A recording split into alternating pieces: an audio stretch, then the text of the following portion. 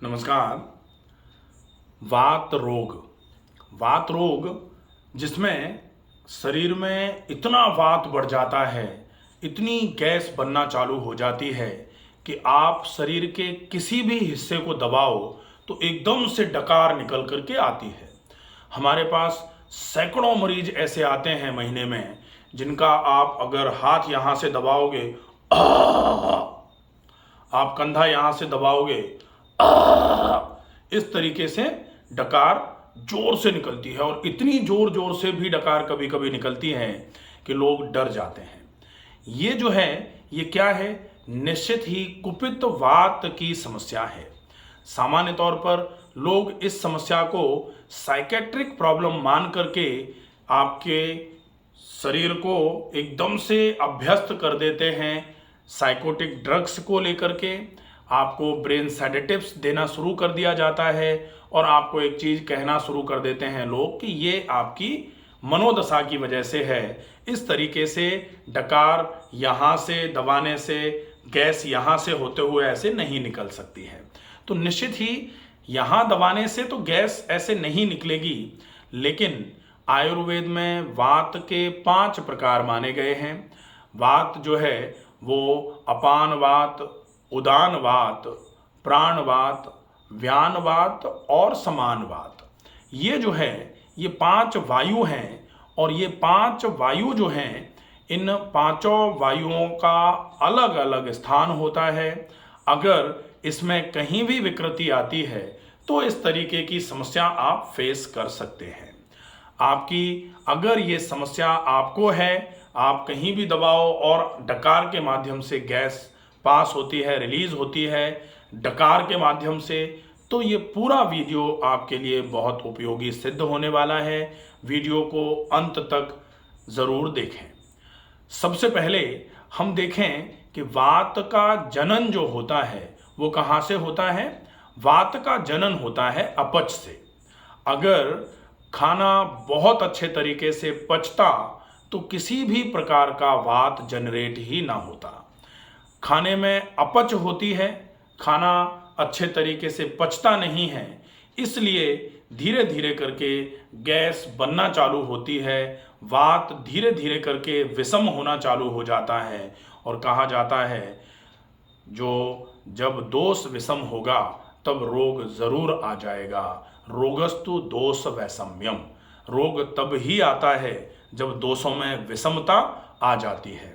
और वात विषम होने से जो रोग होते हैं उनको वात रोगों की श्रेणी में रखा जाता है। तो ये जो रोग है इसको निश्चित ही वात रोग बोला जाता है।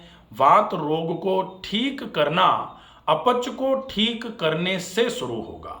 आप कुछ भी करते रहिए, अगर अपच ठीक नहीं हुई, खाना ढंग से नहीं पचा, आपके पेट में भारीपन रहा, आपको कब्ज रही, आपको एसिडिटी रही, तो फिर आप इस छोटी सी समस्या को दूर नहीं कर सकते हैं। अगर आपको इस समस्या को जड़ से ख़त्म करना है तो सबसे पहले आपको अपच को ख़त्म करना होगा। और अपच जो होती है वो किसकी होती है? क्या नहीं पचता है? आहार। आहार, अगर आपने जो आहार नाल में भरा है, आहार नाल से होते हुए पाचन तंत्र में जो आपने आहार भरा है, उस आहार का अपचन होता है, तब ही आपके पेट में और पेट से बाकी के पूरे शरीर में वात विकृत होकर के फैलना शुरू हो जाता है। अब अपच ना हो, इसके लिए आपको सबसे पहले क्या सुधारना है? आहार। क्योंकि अपच किस चीज का हो रहा है? आहार का। तो वो आहार लेना शुरू कर देना चाहिए आपको, जिसका पाचन बहुत जल्दी हो जाता है। अब किसी को अगर अपच की समस्या हो और वो चने खाए, किसी को अपच की समस्या हो और वो सोयाबीन को अंकुरित करके खाए, अपच की समस्या हो और आलू के पराठे खाए जाएं, अपच की समस्या हो और तल तल के पूड़ी पराठे खाए जाएं, तो निश्चित ही ये सोने पर सुहागे का काम करेगा कि पहले से ही पाचन तंत्र कमजोर है, जिसकी वजह से अपच हो रही है। और ऐसे समय में अगर अपच कारक भोजन लिया जाएगा तो आपकी अपच दिन दूनी और रात चौगुनी गति से बढ़ना चालू हो जाती है। तो आपको बहुत जल्दी पच जाने वाले आहार का सेवन करना चाहिए। बहुत जल्दी पच जाने वाले आहार में आप बहुत मोटे आटे की रोटी, उबली हुई सब्जी, हरी सब्जियां ज़्यादा मात्रा में, छिलके वाली या बिना छिलके वाली मूंग की दाल, वो भी दोपहर में आप इसका उपयोग कर सकते हैं। खाने को बहुत ज़्यादा चबा करके खाएं।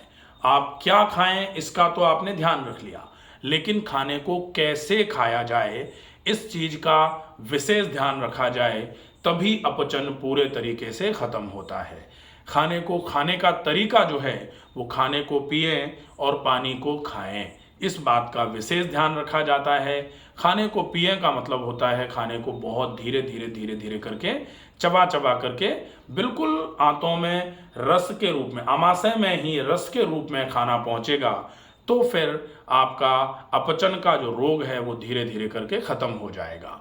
और अगर आपने खाने को चबाकर नहीं खाया तो आप अपचन के रोग को खत्म नहीं कर पाएंगे। दूसरा, आपको ये ध्यान रखना होता है कि आपको कितना खाना है।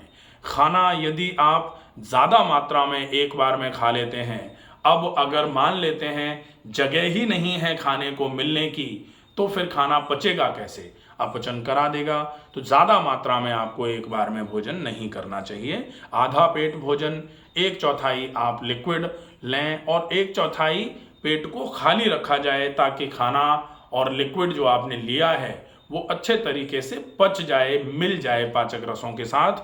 अब पाचक रस भी निकलते हैं और आपने पहले से ही पेट को पूरा भर दिया है, पेट पहले से पूरा भर गया है और पूरा पेट भरने के बाद पाचक रसों के निकलने के लिए ही जगह नहीं है, तो पाचक रस कम निकल पाते हैं।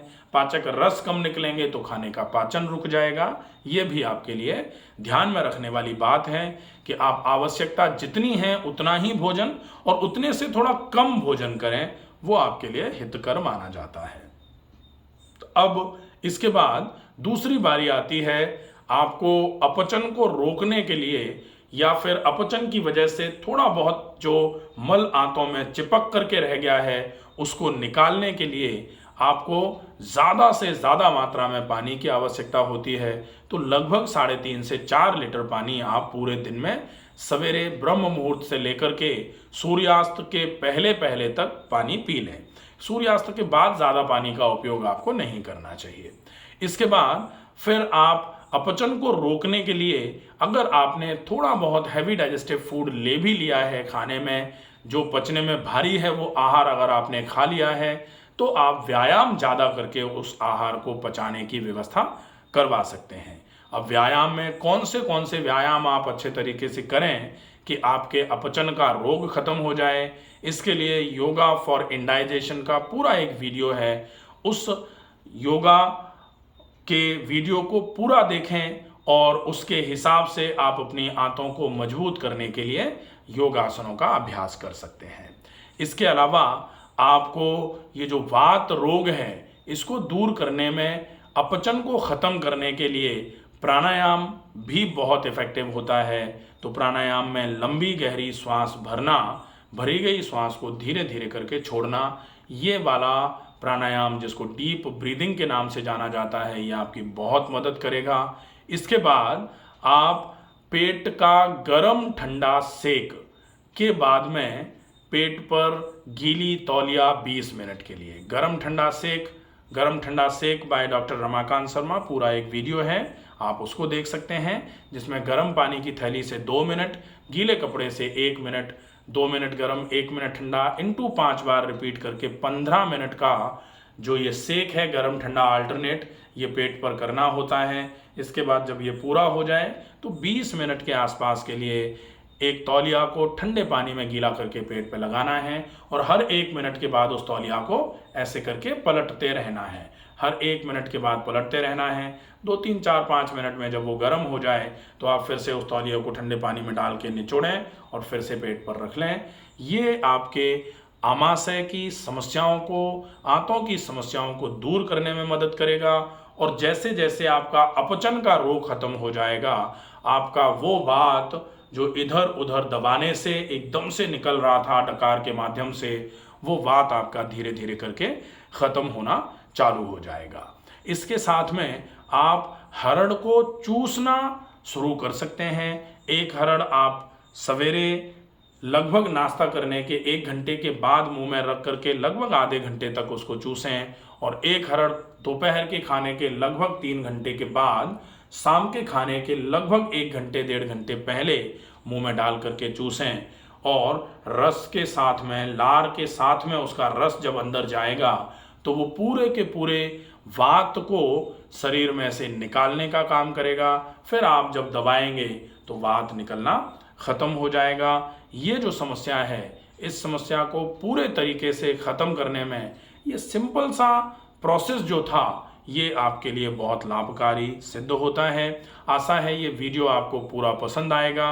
ज़्यादा से ज़्यादा ऐसे लोगों तक इस वीडियो को पहुंचाया जाए जो खुद या फिर जिनके आसपास, जिनके परिवार में कोई भी व्यक्ति इस समस्या से ग्रस्त है, तो उस तक ये वीडियो अगर पहुंचाया जाए, आप इस वीडियो में बताई गई पूरी बातों का ध्यान अगर अच्छे तरीके से रखते हैं तो निश्चित ही इस वात के कुपित होने की समस्या से पूरे तरीके से जड़ से निजात पाई जा सकती है। स्वस्थ रहिए, सुरक्षित रहिए। धन्यवाद।